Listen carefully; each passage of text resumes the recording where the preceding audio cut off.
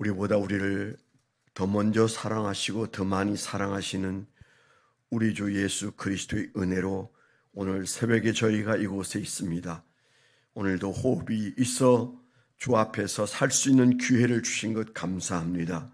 주여, 우리가 모든 마음과 뜻을 다하여 주님의 마음에 드는 삶을 오늘도 살 수 있도록 우리에게 영적 무장이 잘 된 한 날이 되게 하시고 주님과 교통하고 새 힘을 얻는 성령 충만한 새벽이 되게 하여 주옵소서.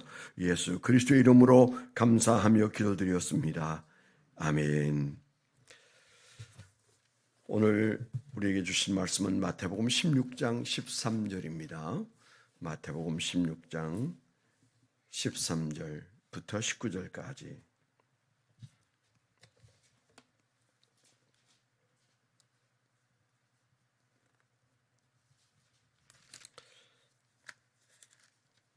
마태복음 16장 13절부터 19절까지를 읽겠습니다.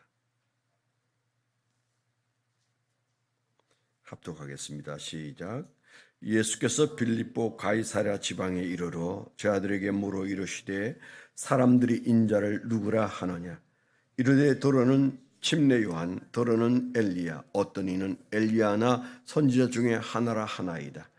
이르시되 너희는 나를 누구라 하느냐. 시몬 베드로가 대답하여 이르되 주는 그리스도시요 살아계신 하나님의 아들이시니이다. 예수께서 대답하여 이르시되 바요나 시몬아, 내가 복이 있도다. 이를 내게 알게 한 이는 혈육이 아니요 하늘에 계신 내 아버지이시니라. 또 내가 내게 이르노니 너는 베드로라. 내가 이 반석 위에 내 교회를 세우리니 음부의 권세가 이기지 못하리라. 내가 천국 열쇠를 내게 주리니 내가 땅에서 무엇이든지 매면 하늘에서도 매일 것이요 내가 땅에서 무엇이든지 풀면 하늘에서도 풀리리라 하시고. 아멘. 오늘 말씀 적용한 제목을 나누겠습니다. 교회는 천국 열쇠다. 교회의 교회됨으로 천국이 열리고 닫힌다. 그렇게 적어봤습니다. 교회는 천국 열쇠다. 교회의 교회됨으로 천국이 열리고 닫힌다.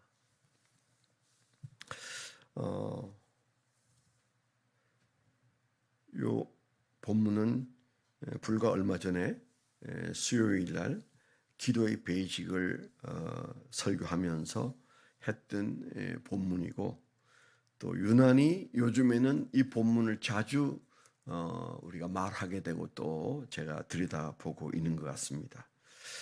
교회라는 이 중요한 주제에 그 어느 때보다도 많은 관심이 제 마음속에 있는 것 같습니다. 결국 교회인데, 교회가 시작이고 끝인데, 교회 안에 있는 나라는 존재는 도대체 그 교회를 위하여 어떻게 더 남은 삶을 살아야 하는가,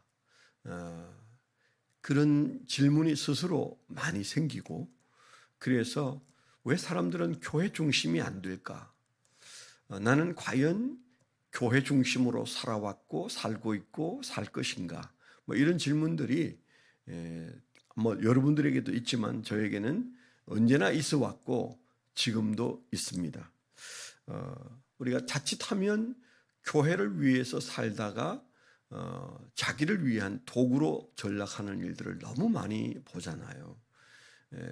아주 말은 번듯하게 그렇게 하는데 실제로는 자기 먹고 사는 도구 정도로, 그냥 직장 정도로 전락하는 일들을 많이 보고, 또 뭐 단임 목회하는 분들도 그걸 자기 것인 양 그렇게 생각하고 자기의 권한을 다 쓰기도 하지만은, 그러나 부사역자들도 야, 과연 저 사람은 교회를 어떻게 생각하나, 그런 생각들을 하고 두리번 좌우를 돌아보면 교회 중심은 아닌 것 아니야? 뭐 이런 생각이 들 때도 많이 있고요.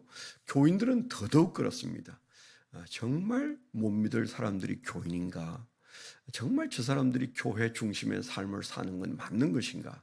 아닌 것 같은데, 다 그게 교회가 생활의 수단이고 심지어는 자기 신앙의 수단이고 그렇지는 않은가? 뭐 이제 이런 그 회의가 들 때도 많이 있죠. 목사도 그런데 뭐 교인들이야 오죽하겠어? 뭐 이런 생각들을 하는 목사들도 많이 있고 저 역시도 그런 마음을 가질 때가 더러 있습니다. 목사들마저도 저 모양이면 교인들이 뭘 보고 교회를 배울까? 이제 그런 생각을 참 하게 됩니다.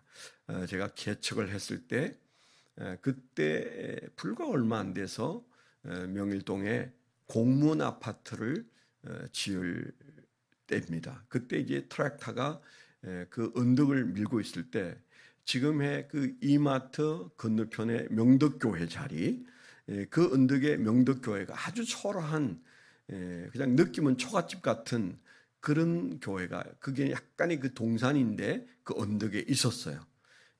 그런데 이제 어느 날 이제 그 공무원 아파트를 지금 이제 허물고 있더라고요. 공무원 아파트를 짓느라고 그 길을 아마 나라에서 수용을 한 모양이에요. 그래서 트랙터가 막 밀어 제끼는데 그 교회 교인들이 나와서 매일 새벽같이 나와서 그게 그 나이 드신 어른들이 아예 그냥 트랙터가 접근하지 못하도록 들어눕는 일이 매일 있었어요. 제가 그걸 보면서 참 저 어떻게 뭐 죽기 살기까지는 아니어도 저 트랙터가 나라가 하는 일인데 아랑곳하지 않고 매일 새벽까지 나와서 진을 치고 또 트랙터가 가까이 오면 들어눕고 그러나 참 대단하다. 무슨 정신일까? 뭐 그런 생각을 그때 당시 제가 이제 개척한 지 얼마 안 되었기 때문에 많이 했습니다. 참 저 교회는 부럽다. 저 교인들이 어떤 신앙인지는 몰라도 적어도 나라와 저렇게 목숨 걸고 싸우는 건 사실이지 않은가? 뭐 이제 이런 생각을 제가 좀 했습니다. 그 뒤에 이제 결국 어쩌지 못하고 타협을 해서 그게 빨간백돌의 교회를 지었습니다. 그래서 아이고야 승리했구나 그랬는데 그래서 막 아주 그냥 일치월장 부흥할 줄 알았는데 그 교회는 그때부터 지금까지 40년이 되도록 조용해요. 있는 듯 없는 듯 조용하고 있어요. 물론 그 옆에 있는 명성교회 때문에 그 교회가 길을 못 펴는 것 같다는 생각은 들지만 그래서 그때 개척을 하던 제가 볼 때는 그래도 명성교회 옆에서 아름다운 교회는 교회도 짓고 뭐 또 열심히 살아가는데 왜 저 교회는 저렇게 조용할까? 제가 언젠가 한번 그 명덕교회 교인을 만나서 왜 명덕교회는 조건을 다 갖추었는데 트랙터 앞에 목숨을 내놓고 들어눕는 분들도 계시는 걸 내가 봤는데 저렇게 조용할까요? 제가 그랬더니 그냥 웃으면서 요즘엔 교회 안이 시끄러워요. 뭐 이제 그런 얘기를 들은 적이 있습니다. 밖에서 침범하는 위협자들은 죽기 살기로 잘 막아냈는데 안이 시끄러우니까 아무것도 못하는 그런 교회가 됐나? 그냥 뭐 제가 그 형편은 잘 몰라요. 옛날에 그런 생각을 할 때가 있고 지금도 그 교회를 지나다니면 야, 트랙터 앞에 들어놓은 교인들은 돌아가셨는가? 저 교회는 왜 그때 이후로 이렇게 잠잠한가? 이제 이런 생각이 들 때가 자주 있습니다. 교회 사실은 그 교회가 과연 우리에게 있어서 무엇인지 생각하게 하는 가장 중요한 본문이 이 본문이다. 그런 생각이 듭니다. 이 본문은 우리 모두가 목사는 더 큰 책임이 있겠지만은 사실 우리가 예수님은 나를 누구라고 말하더냐, 너에게 있어서는 나는 누구냐, 그것과 교회를 예수님이 일치시키고 있잖아요. 묻기는 나를 누구라고 말하더냐라고 물었는데, 근데 그 뒤에 하신 얘기를 보면 그 예수님을 누구라고 말하느냐 생각하느냐가 교회를 무엇이라고 생각하느냐와 일치하는 거예요. 그러니까 주님이 묻고자 하는 질문과 교회, 그러니까 예수님의 자신에 대한 사람들의 반응에 대한 관심과 예수님에 대한 말씀이 같은 방향을 향하고 있습니다. 그렇기 때문에 결국 우리가 예수를 사랑한다면 교회를 사랑해야 되고, 우리가 예수를 따른다면 교회를 따라야 하고, 우리가 예수를 섬긴다면 교회를 섬기는 것이다. 그렇게 말해야 옳은 거죠. 그런 측면에서 오늘 이 말씀은 우리에게 예수를 사랑하는 방법이나 철학의 중심에 교회가 있다. 이제 우리가 이런 사실을 다시 한번 생각하게 하는 그런 내용이 아닌가, 그런 생각이 듭니다.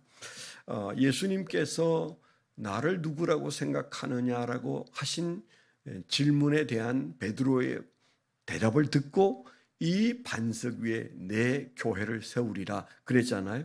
그 말씀은 뭔가 하면 이 기초 위에 내 교회를 세우겠다.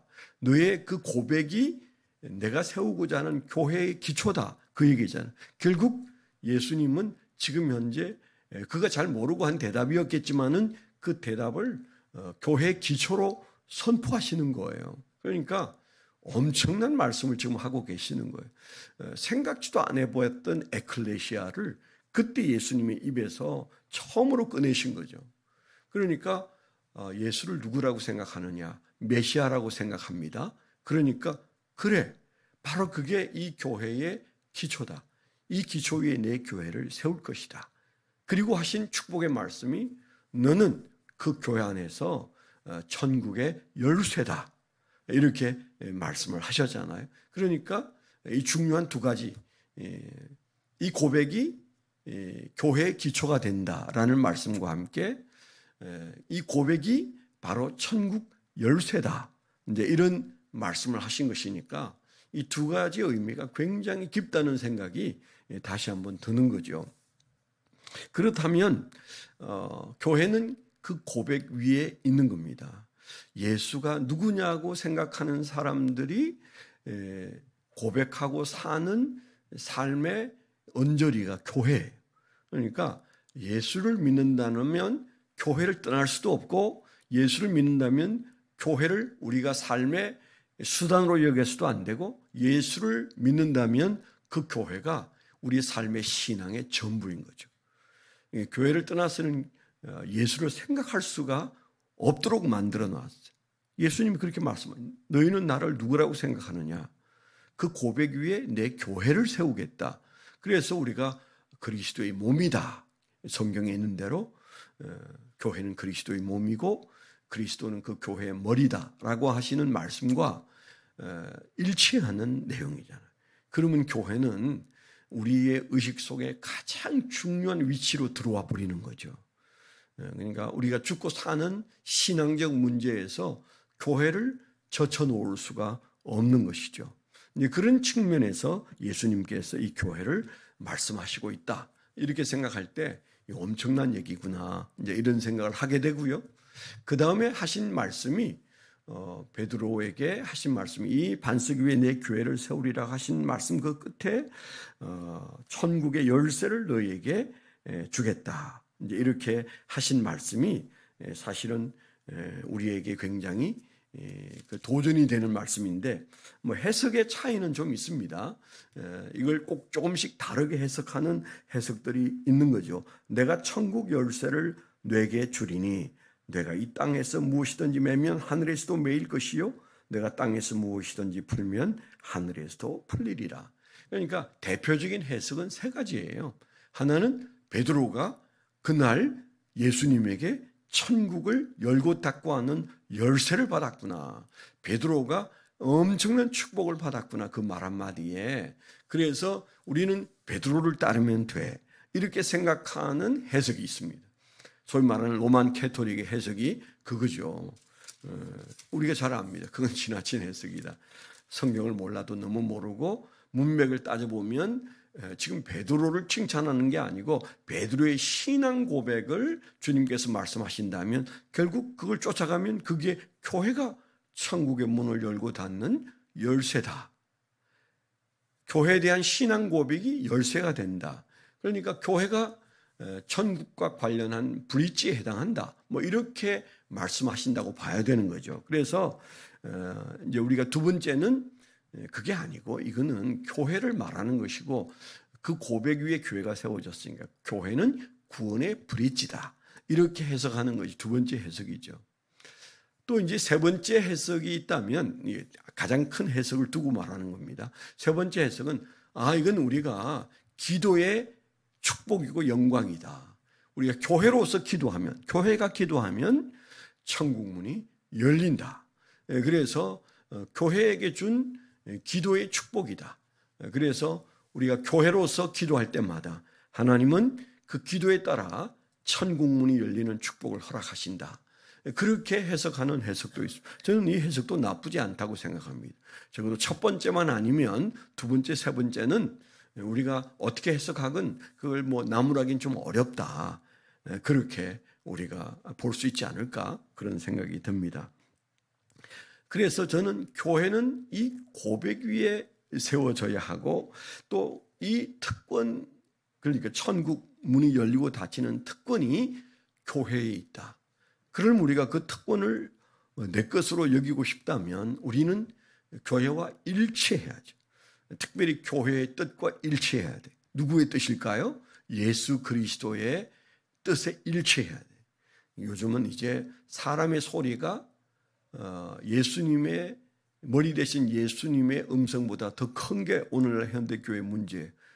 목사가 더 큰 주권을 가지고 흔들고 교회의 어떤 조직이 또 어떤 교회의 어떤 사람들이 그 능력을 발휘하면서 그 교회의 권세를 인간이 좌지우지하는 것에 문제가 너무 심각한 시대 우리가 살고 있어요. 어느 시대나 사람이 교회를 좌지우지할 때는 하나님은 성령님은 그 교회를 떠나시더라. 그래서 역사하지 않아요. 역사를 놓고 봐도 성령이 침묵하시는 암흑기가, 종교 암흑기가, 교회 암흑기가 역사 속에 여러 번 있었어요. 그때는 항상 교회의 어떤 사람들이 주권이 극대화되는 거죠. 교황의 권세가 커진다거나 교주의 권세가 커진다거나 또 개교회를 봐도 어떤 교회의 리드인 목사의 권세가 이게 간이 배 밖에 나올 만큼 그 전행을 한다거나 그러면 그 교회에서는 성령이 침묵하시고 그 시대에는 성령이 침묵하시고 그 나라에서는 성령이 침묵하시더라. 이건 우리가 교과서적인 얘기입니다. 저는 한국 교회에 성령님이 침묵하기 시작했다. 저는 그렇게 보여요. 그래서 우리가 옛날보다 몇 배 기도해야 돼요. 몇 배 정신 차려야 돼요. 성령님이 침묵하는 때에 그래도 그중에 우리 교회에서는 성령이 역사하시길 원합니다. 그런 욕심을 낸다면 이 고백을 하루에도 수천 번씩 우리가 되뇌이면서 교회 중심의 신앙으로 이 공동체가 한 사람이 열심히 내는 것 가지고는 변하지 않습니다. 주님은 항상 교회라는 공동체를 보고 계세요. 그 건전하고 건강한 공동체냐 그걸 보시거든요. 그렇기 때문에 아우러야 돼. 교회라는 공동체가 운동을 해야 돼. 그래서 우리가 대각성 전도 운동을 한다든가 제가 늘 운동이란 말을 하는 이유는 공동체가 같은 방향을 지향해야 된다. 그게 안 되고 몇 사람이 열심히 내는 것 가지고 잘 될 수는 있어요. 그렇지만은 그 잘 된다는 게 뭘까요? 교회가 부흥되어서 건물 짓고 구름대처럼 사람들이 몰려오면 그건 성령이 살아서 역사하시는 교회일까요? 꼭 그렇지만은 않아요. 그럴 수 있지만 그럴 가능성이 높지만 꼭 그렇지는 않아요. 그래서 성령이 교회에서 침묵하는 교회, 그건 무덤과 같은 교회이지 않습니까? 두려워해야 돼요. 우리가 겨울에는 불을 지피면 불이 잘 안 붙는 것처럼 한국 교회가 겨울에 들어섰다. 그래서 여간한 열정으로는 불이 활활 타지 않는다. 그래서 지금 현재 한국 기독교가 지금 굉장히 온도가 낮은 단계에 있어서 여간 노력하지 않으면 불이 장작이 타지 않듯이 불이 타지 않는다. 제가 이번 주중에도 이제 이렇게 청문회 하는 걸 보면서 아주 낙심을 한 것 중에 하나가 그 권익위원장을 뽑는데 안창호라는 그 대법관인가요? 아주 그 훌륭한 분을 권익위원장을 세웠어요. 지금까지는 다 좀 이제 좌파스러운 사람들이 권익위원장을 다 했는데 이분이 이제 모처럼 이제 아마 이 정부가 세운 모양인데요. 근데 교회 그냥 신자입니다. 그런데 그 청문회 하는데 가장 발언을 많이 하고 강요한 사람이 전도사예요. 김성회라는 일산의 어느 지역구 사람인데 이 사람은 그 더불어민주당 국회의원인데 이 사람이 샌프란시스코 신학대학원 출신이고 평화교회 전도사 출신인데 지금은 이제 목회를 내려놓은 것 같습니다.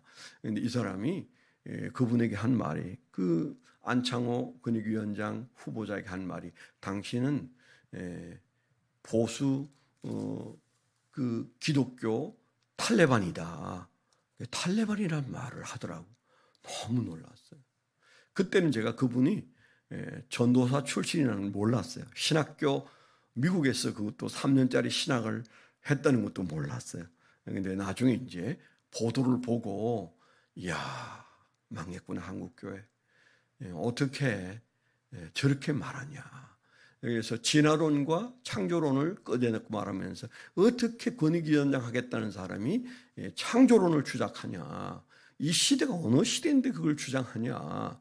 당신은 진화론을 그러면 반대한다는 말이냐. 그런 말을 하더라고요. 난 그래서 저 사람이 제정신인 사람일까?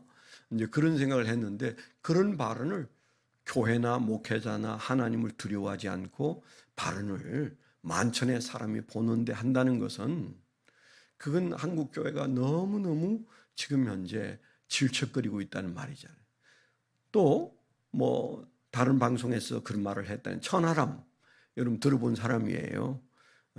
그 이준석과 함께 이제 뭐 당을 이제 새로 했던 그 보수 쪽에 있던 사람인데 원래 보수적인 사람은 아니에요. 이분은 부산의 어느 교회 목사 아들이에요. 근데 그 사람도 아니 어떻게 성소수자들을 위한 뭡니까 그게 그 차별금지법을 반대하는 사람이 권익위원장이 될 수 있단 말이냐? 그것도 무슨 얘기예요?